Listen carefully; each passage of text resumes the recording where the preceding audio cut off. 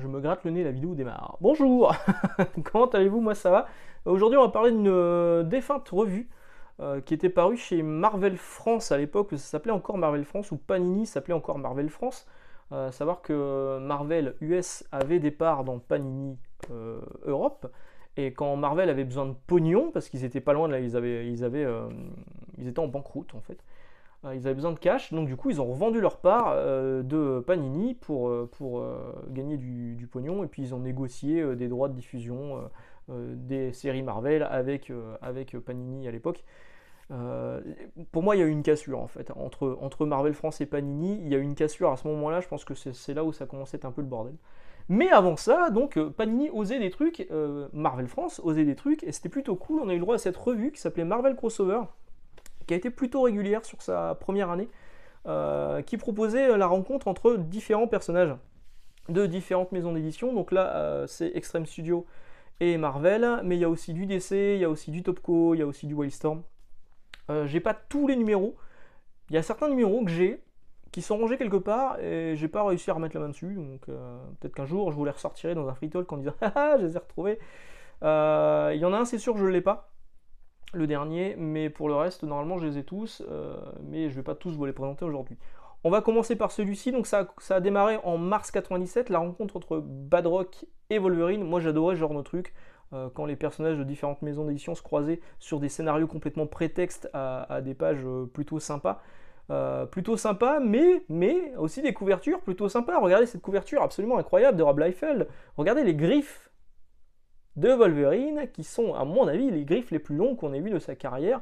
Alors là, il n'est pas passé chez la manucure, c'est-à-dire que là, il peut se gratter les pieds en restant debout. Hein. Il n'y a aucun problème là-dessus. Donc, dans celui-ci, mars 97, on a le droit donc Badrock Wolverine, scénarisé par Jim Valentino et dessiné par Chap Yep. Je sais pas si on prononce Yep ou Yip, c'est Y-A-E-P. Moi, je dis Chap Yep, j'ai toujours dit Chap Yep. Chap Yep, vous l'avez vu il n'y a pas longtemps dans l'omnibus de Heroes Reborn. J'espère que vous l'avez acheté parce qu'à l'intérieur, il y a quand même des pages absolument magnifiques de Jim Lee. Vous avez cru que j'allais dire Rob Liefeld, hein, mais non, c'est Jim Lee. Mais aussi, hein, il y a le Captain America de Rob Liefeld, hein, vous allez vous régaler. Et donc, il a dessiné les Avengers de Rob Liefeld à l'époque de Heroes Reborn. Donc, on a quand même quelques pages qui sont plutôt sympas. Son Sauron est pas mal, je trouve. Voilà. Je sais pas ce qu'il est devenu, hein, parce que depuis, on l'a pas vraiment revu au crayon sur des séries à succès. Donc le scénario, on peut en parler, ça sert à rien, c'est juste... à savoir que les crossovers, il y a toujours deux scénarios possibles. Soit on est dans un univers partagé, ils se rencontrent par hasard, c'est-à-dire qu'en fait, genre Youngblood et X-Force sont dans le même univers, mais ils se sont jamais croisés sur 40-60 ans d'existence, hein, bon, ok. Soit c'est des univers parallèles qui se croisent à cause d'un protagoniste ou d'un événement cosmique. Voilà. Donc là, il y aura un peu de tout, hein, il y aura un peu des deux. Donc le Wolverine Badrock, voilà, il est ce qu'il est, c'est plutôt sympa, moi j'ai bien aimé. On a le droit ensuite à Youngblood X-Force. Alors savoir que dans ce numéro-là, vous avez Youngblood X-Force, et dans le numéro suivant, il y a X-Force Youngblood. C'est dommage de ne pas avoir tout réuni ensemble. Donc Youngblood X-Force, c'est scénarisé par Eric Stevenson et dessiné par Roger Cruz. Roger Cruz qui était déjà le dessinateur de Youngblood sur cette période-là. Une période de Youngblood que moi j'aimais beaucoup, qui n'a pas duré, hein, comme souvent avec Youngblood. Mais Roger Cruz, j'aime bien son trait. Il y a un trait un peu pas Madureira, mais il y a de l'aspiration animation, un peu cartoon, et ça j'aime bien. J'aime bien son trait. Et son trait a souvent évolué, hein, au fur et à mesure de sa carrière. Donc moi j'aime bien Roger Cruz. J'aimais bien le Roger Cruz de cette période en tout cas. Donc pareil, toujours un scénario prétexte pour que les deux équipes qui sont les plus importantes dans la carrière de Rob Liefeld se croisent. À savoir que Rob Liefeld, il a été l'instigateur de X-Force, c'est lui qui a lancé X-Force. C'est la période X-Force où ils sont dirigés par Cable. Ensuite, il a lancé Youngblood chez Image Comics, et puis il a arrêté. Puis il essayait de dessiner des trucs. Voilà, donc le premier numéro, vous l'avez là, mars 97. Badrock Wolverine et Youngblood X-Force. La suite arrive en mai 97, 2 mois plus tard, avec X-Force Youngblood, ouais, je vais bien le dire, et Gladiator Suprême. Magnifique couverture de Stephen Platt. Stephen Platt, je vous en ai parlé cette semaine dans ma vidéo sur Prophet. Ah oui, d'ailleurs, dans cette vidéo, je vous avais dit Rob Liefeld a fait un petit coup de pute à Stephen Platt récemment, et je suis pas revenu dessus à la fin de la vidéo alors que j'aurais dû le faire, donc je vais y revenir dessus maintenant. Il y a eu Prophet qui est ressorti pour les 30 ans d'Image Comics, le numéro 1. Il y a eu plusieurs variantes cover, et il y a une variante cover de Stephen Platt où il y a quelques couleurs qui ont été changées, qui a été proposée, et Stephen Platt va toucher genre que dalle, parce que Rob Liefeld lui a pas demandé l'autorisation. Après tout, il avait acheté les droits, il a acheté cette couverture, donc il l'a réutilisé de bon droit, mais c'est quand même une belle fils de puterie, on va dire. Donc, Youngblood X-Force, on a aussi à l'intérieur une couverture de Rob Liefeld qui est là. C'est dessiné par Stephen Platt, assisté par Dan Fraga, Richard Horry, Ching Lao, Michael Ning Chang, Marc Pajarillo, je sais jamais si on dit Pajarillo, Pajarillo, et Andy Park. Bon, c'est pas forcément magnifique, mais c'est efficace. Voilà. Les doubles pages, on se rend pas vraiment compte souvent quand c'est double page à cause de la reliure. Donc voilà, une rencontre au sommet, on voit que Mojo est un petit peu au cœur de l'affaire, c'était déjà le cas dans le numéro précédent en fait. Et ensuite on a Gladiator Suprême qui est là. Alors Gladiator Suprême, Gladiator vous le connaissez, c'est un personnage de Marvel, c'est un peu le Superman extraterrestre de chez Marvel. Et Suprême c'était le Superman de chez Extreme Studio. Je sais plus si je vous ai fait une vidéo sur Suprême, il me semble que si. Bref, pareil, numéro prétexte. Alors là, on a qui au dessin et au scénario? Est-ce que c'est précisé quelque part? Je ne sais plus. À la fin, ouais, Kev Giffen, Ed Benes et Mota. Mota, je ne connais pas au dessin. Voilà, donc ça c'est le numéro 2. Ah, je vous ai pas dit, au niveau de l'éditorial, on a des noms qu'on ne retrouve plus aujourd'hui. Alors il y a Christian Grassi, qu'on connaît, hein, Cristiano Grassi, italien à la base. On a un monsieur qui nous fait un topo sur Extreme Studio, qui s'appelle François Méo. Qu'est-ce qu'il est devenu François Méo, je ne sais pas. Et un Georges Lavagna qu'on retrouvera dans le numéro suivant. Pareil, je ne sais pas ce qu'il est devenu ce monsieur. Si vous connaissez François Méo, Georges Lavagna, saluez-les de ma part, s'ils ont fait du bon boulot là-dedans. Parce que si vous ne connaissez pas certains personnages, c'est pas grave. Il y a un éditorial qui vous présente un petit peu leurs aventures. Le numéro 3 de la revue, donc Marvel Crossover, est un peu particulier. C'est plus du Extreme Studio, c'est du DC Comics. On a la rencontre entre Daredevil et Batman. Et attention, magie, c'est un flipbook entre Silver Surfer et Superman. Bon, c'est un flipbook, c'est-à-dire que sinon c'est à l'envers. Je crois que c'est l'une des rares fois, peut-être la seule fois, où Marvel France Panini va tenter le truc parce que c'est con en fait. Ouais, c'est complètement con d'avoir fait ça. C'est sans doute j'imagine le mec, le buraliste qui doit ranger ça en fait. Il le met comme ça, il le met comme ça. Il préfère Batman, il préfère Superman, il sait pas trop.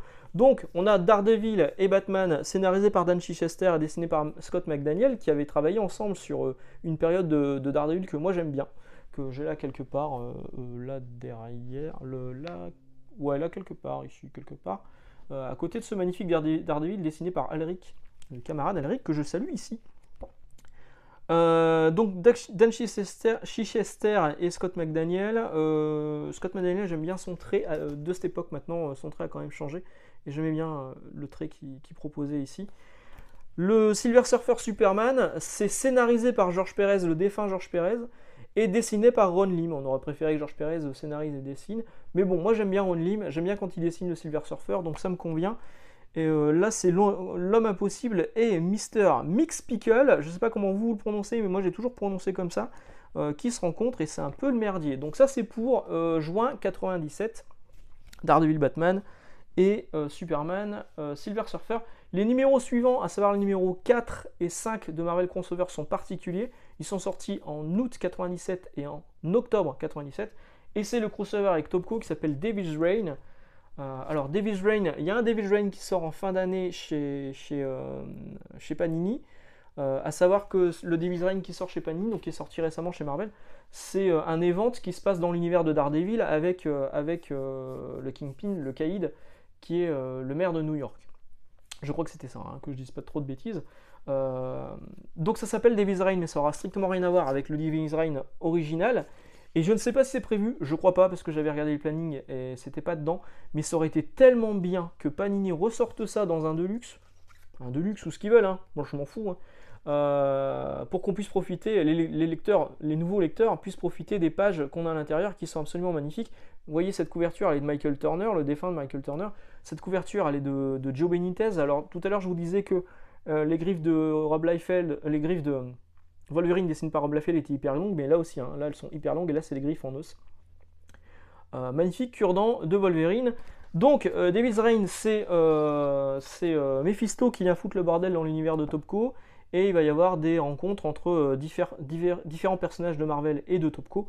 Vous savez que moi j'aime bien Topco, j'ai déjà fait plusieurs vidéos dessus, sur Cyberforce, sur Witchblade. Darkness, j'ai fait une vidéo sur Darkness? Je sais plus. En tout cas, si je ne l'ai pas faite, il faudrait que je la fasse. Donc les rencontres à l'intérieur, c'est Wolverine Witchblade. J'ai pris le 2? J'ai pris le 2. Non, hop, pardon. J'y retourne. Donc les rencontres dans ce numéro 1, enfin ce numéro 4, pardon, je suis encore confus. Ce numéro 1 de Devil's Reign, c'est Weapon Zero et Silver Surfer. Il y a des pages de Marc Silvestri et il y a du Joe Benitez dedans, parce que Weapon Zero, c'était entièrement dessiné par Joe Benitez, sauf un épisode dessiné par Simonson, qui est le scénariste de Weapon Zero. Il faudra que je vous fasse une vidéo un jour sur Weapon Zero, si ça vous intéresse. Ensuite, on a la rencontre entre Cyblade, un personnage de Cyberforce, et Ghost Rider. Ensuite, on a Ghost Rider et Ballistic, et enfin on a Ballistic Wolverine. Il y a toujours un truc qui se passe, Cyblade Ghost Rider, Ballistic, Wolverine, boum boum boum boum. Les connexions se font. Voilà, on a des pages qui sont vraiment classe. L'histoire en plus, pour une fois dans ce genre de consommeur, elle tient la route parce que ça a été en plusieurs parties. Il y a des références à l'univers de Marvel, il y a des références à l'univers de Topco. Je pense que les gens qui ne connaissaient pas l'univers de Topco, en lisant ce Marvel crossover, ont dû avoir envie de découvrir l'univers de Topco, et inversement, ceux qui ne connaissaient pas Marvel, à mon avis il y en a moins, qui connaissaient Topco, ont dû avoir envie de se plonger dans du Marvel. Donc, le chapitre 1 est scénarisé par Walt Simonson et dessiné par Marc Silvestri, Kirk Van Wormer, oh la vache, les noms, Bilitan Munkway, Bilitan en fait, hein, après il s'est fait appeler Bilitan. Le chapitre 2, c'est Ivan Velez Jr. au scénario, Anthony Shun au dessin et David Finch. Cool. Et ensuite, on a donc le chapitre 3, c'est Warren Ellis au scénario quand même, Billy Tan au dessin. Le chapitre 4, le dernier de ce numéro, c'est Larry Hama et David Voll au scénario, et Joe Benitez, David Finch et Nathan Cabrera au dessin. Ce Ghost Rider, hein, il est hyper classe. Ah, vraiment, il y a des pages qui sont hyper cool, que j'avais beaucoup aimé. J'essaie de vous trouver une page avec Ghost Rider que j'avais bien aimé. Là. Ça, c'est avec Ballistic. Bon, bref, je vais pas chercher pendant des plombes. Si, je vais chercher pendant des plombes. Si, je vais chercher pendant des plombes. Hop là. Donc première partie, la seconde partie, c'est donc dans le numéro suivant de Marvel Crossover qui date d'octobre 97, ouais c'est ça, je dis pas de bêtises, couverture de Michael Turner, à l'intérieur on a donc Wolverine Witchblade, Witchblade Elektra, Elektra Cyblade et Silver Surfer Weapon Zero qui boucle le tout, parce qu'on s'est démarré par Weapon Zero Silver Surfer, ça se termine par Silver Surfer Weapon Zero. Je sais pas si on me met les auteurs à un moment, j'ai pas vérifié, page 47 peut-être, on va regarder, oh là là, ces pages de Turner. Il était vraiment au top, là, Turner. Ça fait toujours plaisir de le voir sans Wolverine, il était tellement badass en plus. Et la rencontre entre Witchblade et Wolverine, elle est hyper cool. Elle est hyper cool. Son Mephisto aussi, il est très très classe. Enfin, vraiment, j'avais beaucoup aimé. Est-ce qu'on nous met donc les auteurs? J'espère bien quand même. Oh là. J'ai envie de les relire maintenant. Elektra par Michael Turner. C'est cool. C'est cool. Allez, donnez-nous un petit peu les auteurs, hein, ils veulent pas. Hein. Ah, voilà. Donc, le premier chapitre de ce numéro est scénarisé par David Voll, Christina Z et Michael Turner, donc qui étaient les scénaristes. Michael Turner était en plus le dessinateur de Witchblade. Dessin Michael Turner. Le numéro suivant, pareil, sauf que c'est Michael Turner, David Finch et Joe Benitez au dessin.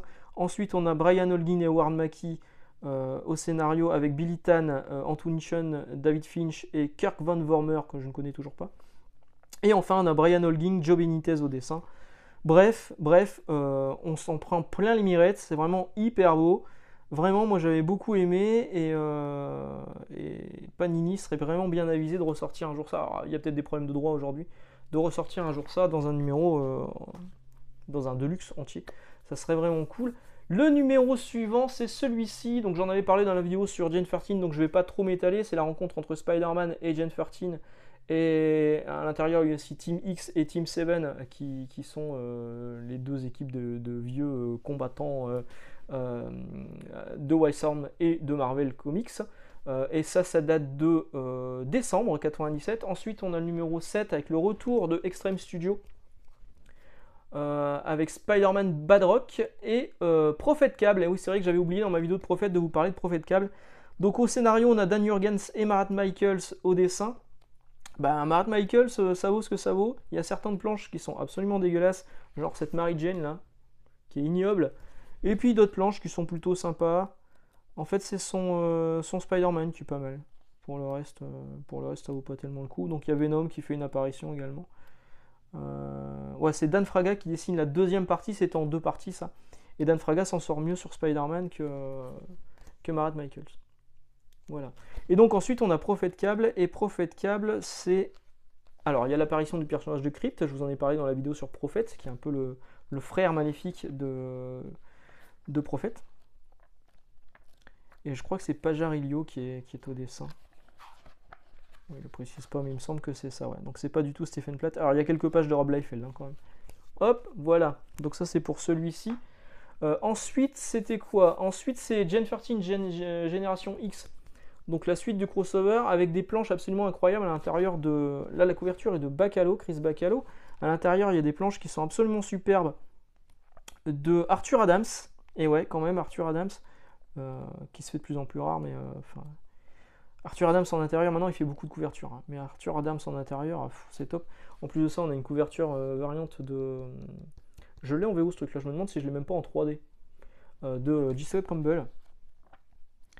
Et c'est vraiment cool, voilà, ça c'est vraiment bien. Et c'est du Salvador Larroca à sa bonne période qui ferme la marche sur ce numéro. Les numéros suivants, donc c'est pour août 98, c'est Amalgam, donc c'était la rencontre entre la fusion entre des personnages de DC et de Marvel, un peu comme on avait connu à la suite de JLA Avengers. Scénarisé par Roger Stern et Kurt Busiek, il y a du José Ladron au dessin, il y a du Brian Hitch au dessin.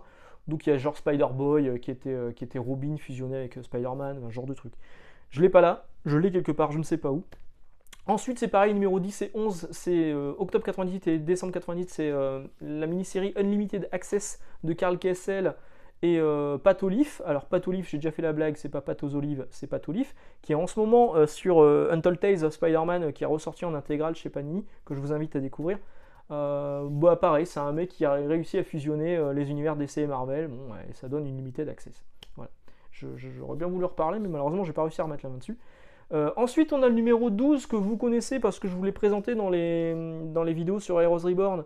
C'est les fameux numéros 13 de Fantastic Four, Avengers, Iron Man, Captain America qui forment l'event 3ème Guerre mondiale.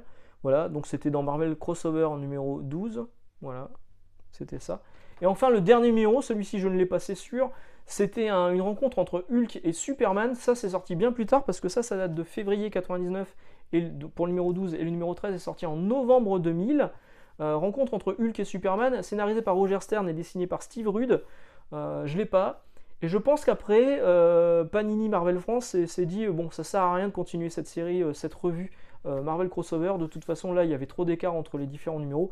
Ils ont mis parfois les crossovers qu'ils ont édités en France dans des Marvel méga hors série, dans des Heroes Return hors série, des machins. Il y a eu tellement de noms différents dans les revues chez Panini. Voilà, bah, j'en ai terminé pour aujourd'hui. J'espère que ça vous a quand même un petit peu intéressé. J'ai sans doute été encore un peu fouillis. Marvel Crossover, c'était pour moi une revue que j'aimais beaucoup, qui me permettait vraiment de... Enfin, on sortait des comics classiques, en fait, de l'histoire classique des comics qu'on suivait régulièrement, pour se prendre une petite bouffée d'air frais, avec des personnages qu'on ne connaît pas forcément. Et quand on les connaissait, en plus, savoir qu'ils allaient se rencontrer, c'était vraiment cool. Moi, je me suis régalé. C'est un peu comme la fois où Glory a rencontré Angela. Ou Evangeline. Je l'ai là. Ouais. Où Evangeline a rencontré Glory. Voilà. Couverture incroyable de Rob Liefeld. Que j'ai aussi en version qui brille. Oh, c'est beau. Un jour, je vous parlerai de Evangeline. Peut-être de Glory aussi d'ailleurs. Je vous souhaite une excellente journée, excellente lecture et on se retrouve jeudi. Ciao.